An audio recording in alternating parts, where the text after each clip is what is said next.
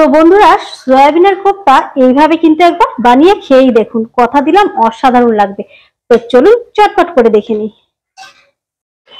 নমস্কার, কেমন আছেন সবাই? আর এর মধ্যবিত্ত গৃহবধূ চ্যানেলে সকলকে স্বাগত জানাই। তো বন্ধুরা, আমরা তো কোপ্তা খেয়েছি, লাউয়ের কোপ্তা, তারপরে অনেক সময় দেখি কুমড়োর কোপ্তাও অনেকে বানিয়েছে। আজকে সম্পূর্ণ আলাদা বানাবো, আজকে সয়াবিনের কোপ্তা। সয়াবিনটা জলে ভিজিয়ে দিলাম, এবার চলুন একটু হালকা গরম করে নিই। তো বন্ধুরা, এই যে একটুখানি কিন্তু জলটা গরম করে নিলাম। আগে থেকে ভিজিয়ে রাখলে কিন্তু জলটা গরম করার দরকার পড়ে না, ওই 5-10 মিনিট মতো রাখলে কিন্তু হয়ে যায়। চলুন এবার রসটা চিপে নিই। তো বন্ধুরা, আমি কিন্তু গরম জলটা ফেলে দিয়েছি, এবার কিন্তু সুন্দর করে চিপে নেবো। যত ভালো করে চিপবো আমাদের কিন্তু এটা পিসতে সুন্দর হবে বেশি। আর জলটা বেশি থাকলে কি হবে, আমরা এর মধ্যে একটু বেসন লাগাবো, সেটা কিন্তু বেশি পরিমাণে লেগে যাবে, আর খেতে কিন্তু অতটা টেস্ট লাগবে না। অনেকে ময়দা ব্যবহার করতে পারেন, কিন্তু ময়দায় কিন্তু অতটা টেস্ট হয় না, কেমন যেন একটা চিপচিপে ভাবটা বেশি হয়। এই যে চিপে নিচ্ছি। এবার চলুন এগুলোকে পিষে নিই। এত টেস্টি হয় বন্ধুরা, না খেলে বুঝতে পারবেন না, কিন্তু অবশ্যই অনুরোধ রইল, অবশ্যই কিন্তু একবার ট্রাই করবেন, দারুণ টেস্ট হয়। এটা নিরামিষ আমিষ দুইভাবেই কিন্তু করা যায়। তো আমি আজকে নিরামিষ বানাবো না, আমিষই বানাবো। এটা কিন্তু দারুণ টেস্ট হয়। এটাও কিন্তু সেম ভাত, রুটি, পরোটা সবকিছুর সঙ্গে কিন্তু অসাধারণ লাগে।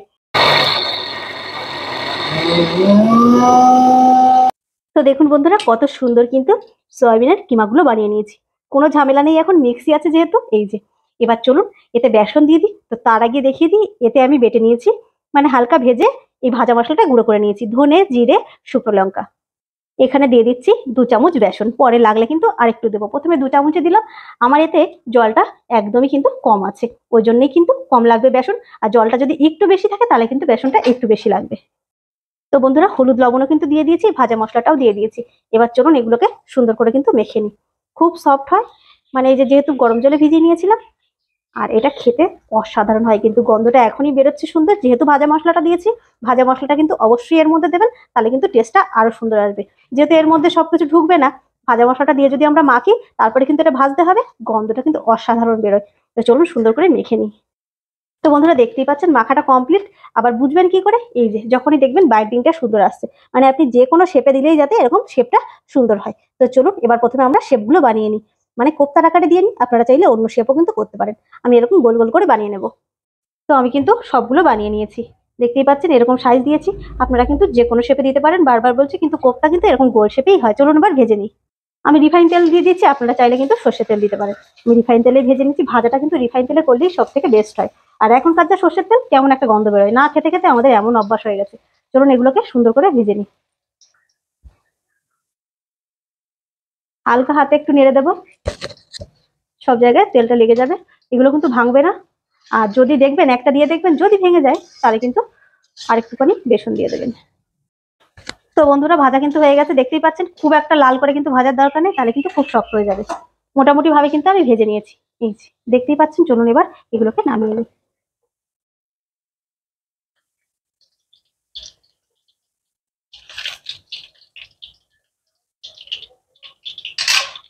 তো বন্ধুরা, ভাজা তো হয়ে গেছে, এবার চলুন মশলা করে নিই। আদা, রসুন, পেঁয়াজ নিয়ে নিয়েছি, নিয়ে নিলাম শুকনো লঙ্কা, আর এই যে দিয়ে দিচ্ছি একটু জিরে গুঁড়ো। চলুন এবার সবগুলোকে বেটে নিই। তো বন্ধুরা, এটা কিন্তু সম্পূর্ণ অপশনাল, আমি একটু আলু দিচ্ছি, আপনারা চাইলে কিন্তু নাও দিতে পারেন। আমাদের বাড়ি আলুটা একটুখানি বেশি ভালো খায়, যেহেতু বাচ্চা আছে, তাই জন্য কিন্তু আমি আলু দিচ্ছি। আলুটা কিন্তু ভাজা হয়ে গেছে, চলুন এবার নামিয়ে নিই। তো বন্ধুরা, এবার কিন্তু তেল গরম হয়ে গেছে, দিয়ে দিচ্ছি এই যে দারচিনি আর একটু এলাচ, তেজপাতা। এবার দিয়ে দেবো একটু জিরে। ফোড়নটা হয়ে গেছে, এবার দিয়ে দিলাম মশলাটা। সঙ্গে সঙ্গে কিন্তু মিক্সি ধোয়া জলটাও একটু দিয়ে দিলাম। এবার এটাকে গ্যাসটা কিন্তু মিডিয়ামে রেখে সুন্দর করে কষে নেব। দিয়ে দিচ্ছি লবণ, হলুদ। এবার সুন্দর করে কষে নেব। তো বন্ধুরা, দেখতেই পাচ্ছেন তেলটা কিন্তু আমার ছেড়ে দিয়েছে। এবার চলুন এই যে আলুগুলো দিয়ে দেবো।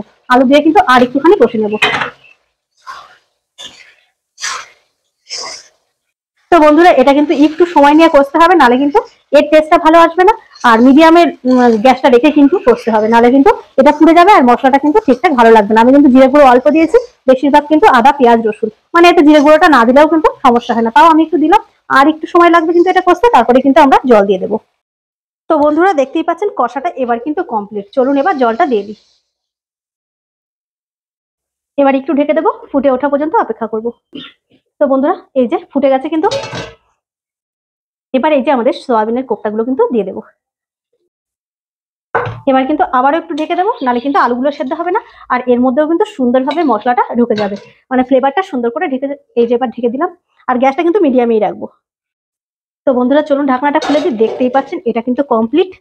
তো চলুন এই যে বেশ একটুখানি গাঢ় গাঢ় হয়েছে, চলুন এবার হাতে বাটা গরম মশলাটা দিয়ে দিই। তো বন্ধুরা গরম মশলা নিয়ে নিয়েছি, এতে কিন্তু হাতে বাটা দিলেই সব থেকে বেশি টেস্ট হবে। গুঁড়ো করে রাখা দিতেই পারি, কিন্তু টেস্ট কিন্তু অতটা ভালো আসবে না। হাতে বেটে দিলে কিন্তু টেস্টটা অসাধারণ হয়। তো চলুন বেটে নিই।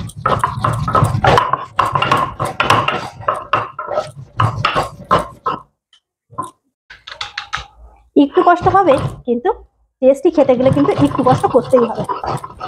তো এই যে হয়ে গেল, চলুন এবার দিয়ে দিই, আর একবার দিয়ে দিই।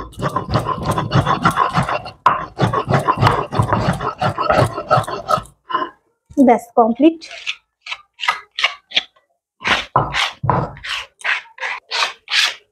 তো নামিয়ে নিয়েছি, চলুন এবার দিয়ে দিই। গরম মশলাটা যেমনটা বলি, গরম মশলাটা দিয়ে কিন্তু আমি আর ফোটাই না, তাহলে কিন্তু টেস্টটা পাই না। আর ফোটালে কিন্তু সেই রকম গন্ধটাও আসে না, অতএব আমি ফোটাই না, এইভাবেই কিন্তু রেখে দেবো। গন্ধটাও যেমন সুন্দর আসবে, খেতেও কিন্তু দারুণ টেস্ট হবে। আপনারা চাইলে কিন্তু অল্প একটু ঘি দিতেই পারেন, আমি দিলাম না। তো আপনারা চাইলে একটুখানি দিয়ে দেবেন, তাতে কিন্তু টেস্টটা আরো ভালো আসবে। চলুন এবার নামিয়ে নিই। তো বন্ধুরা আমি নামিয়ে ফেলেছি, দেখতেই পাচ্ছেন কতটা লোভনীয় হয়েছে, কিন্তু অসাধারণ টেস্ট। তো বললাম যেমনটা ভাত রুটি পরোটা সবকিছুর সঙ্গে কিন্তু অসাধারণ লাগবে। তো চলুন আজকের মতো এটুকুই, আবার একটা রেসিপি নিয়ে আপনাদের সামনে চলে আসবো। টাটা।